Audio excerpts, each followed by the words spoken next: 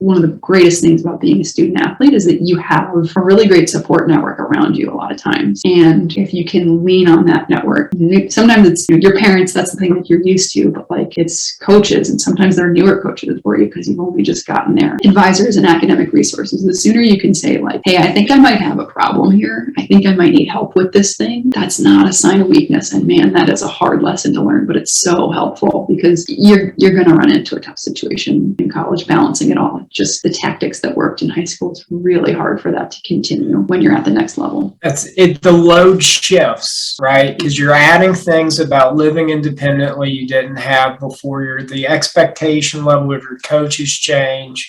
Your structure of your day changes. And I think that for anybody, the one skill that I'd really like them to have when they go to college is knowing when to ask for help. Because frankly, the thing I see a lot, and I'll get these calls from former students that'll be like, the 1st of November, and they're desperate enough to call me, like I can help, because they didn't ask for help 2 months ago, right? Yeah, and I remember it too. Like my first semester, and for me, golf was a fall sport. So you start school and you're trying to make friends. You're living on campus for the first time, and like you're trying to embrace all of that. And so we're in competition, traveling every weekend, and then the middle of the semester rolls around, and I take a life sciences course, which is like a big, weed out all the kids who thought they wanted to be pre-med. It's class for a huge percentage of freshmen. And I think I got about a 56% on the first midterm. And I was like shell shocked. I just like immediately picked up the phone and called the golf coach. And I was like, what do I do? Because immediately I'm worried about like becoming inevitable. If you fail a class, you can't compete. Not to mention, like I actually,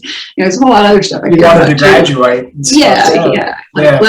Having them let me stay there was pretty top priority too. But of course, I should have seen that writing on the wall weeks ago. I knew I wasn't grasping everything that was going on in class. I knew that I was spending too much time doing other things other than studying. And, sometimes you can't recognize that in the moment, but if you can at least learn from it and you know where to go, that's the next best thing.